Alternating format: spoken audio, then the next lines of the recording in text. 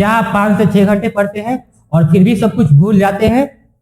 तो यहाँ पर प्रॉब्लम आप में नहीं है, आपके पढ़ाई के टेक्निक में। तो मैं आपको आज इस वीडियो में बताऊंगा कि कैसे फास्ट लर्निंग करना है, कैसे स्टडी करना है, कैसे जो आपने स्टडी किया है उसे लंबे समय तक याद रख सकते हैं।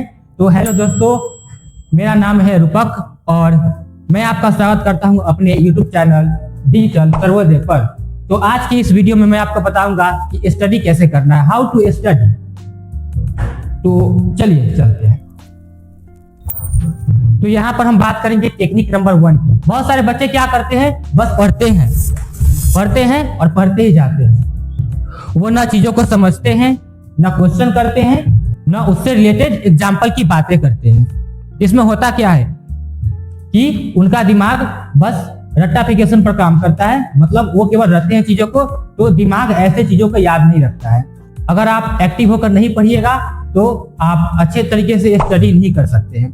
जैसे कि कोई बच्चा है, वो पढ़ रहा है, ठीक है, वो एक आरामदायक कुर्सी पर बैठा है और बस पढ़ रहा है, तो क्या उसका दिमाग एक्टिव मोड में होगा? बिल्कुल नहीं होगा, क्योंकि वो जो आरामदायक कुर्सी है वो क्या करता है, बच्चे को एक लेजीनेस में डाल देता है, जिससे क्या होता है, उसका दिमाग अच्छे तरीके से रिस्पॉन्स नहीं कर पाता है। क्योंकि अगर आप ही सोचिए कि अगर आपको कोई गद्देदार मखमली रजाई दे दे, उस पर आपको सुला दे और बोले कि पढ़ो, तो आप क्या करेंगे? वहां पर सोएंगे या पढ़ेंगे? जाहिर सी बात है, आप वहां पर सो जाएंगे, ठीक है। तो ये सब आता है पैसिव लर्निंग के कैटेगरी में।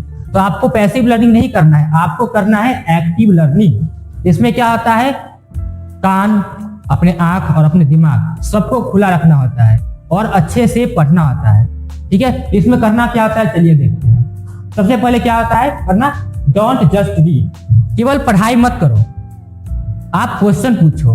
क्वेश्चन क्या पूछो कि यह चीजें क्यों हुई, यह चीजें कैसे होगी और इसके क्या क्या उदाहरण हो सकते हैं। जैसे मान लीजिए मैंने साउंड चैप्टर को पढ़ा, ठीक है, और उसके बाद हम जानना चाहते हैं कि जो हमने जो पढ़ा है वो सही से पढ़ा है कि नहीं, हमको वो चीज समझ में आया है कि नहीं। तो हम क्या करते हैं, उसी चीज को हम खुद से एक्सप्लेन करके देखते हैं, या किसी छोटे बच्चे को लेते हैं, उसको एक्सप्लेन करने की कोशिश करते हैं। अगर हम उसको अच्छे से एक्सप्लेन कर पा रहे हैं तो मतलब हमने जो पढ़ा है वो सही पढ़ा है। अगर नहीं कर पा रहे हैं तो जिस टॉपिक पर हम अटक रहे हैं मतलब वहां पर गड़बड़ी है, उस टॉपिक को पढ़ने की हमको दोबारा आस्क क्वेश्चन व्हाइल स्टडी। यानी कि अब जब भी पढ़ो तो क्या करो, क्वेश्चन पूछो। जैसे कि व्हाई, यह चीजें क्यों हुई। जैसे कि क्या होता है कि मान लो आप ध्वनि चैप्टर पढ़ रहे हो, ठीक है, और इसमें आप सुनते हो कि ध्वनि एक स्थान से दूसरे स्थान तक गति करती है। क्यों गति करती है, आप ये पूछ सकते हो। आप पूछ सकते हो कि कैसे गति करती है, ठीक है, और आप पूछ सकते हो कि ध्वनि का एग्जाम्पल क्या क्या हो सकता है।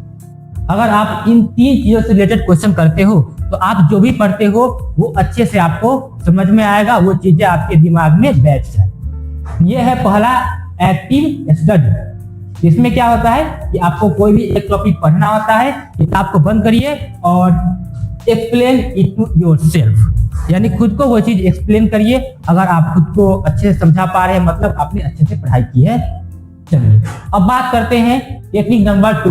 दूसरा टेक्निक है पोमोडोरो मेथड।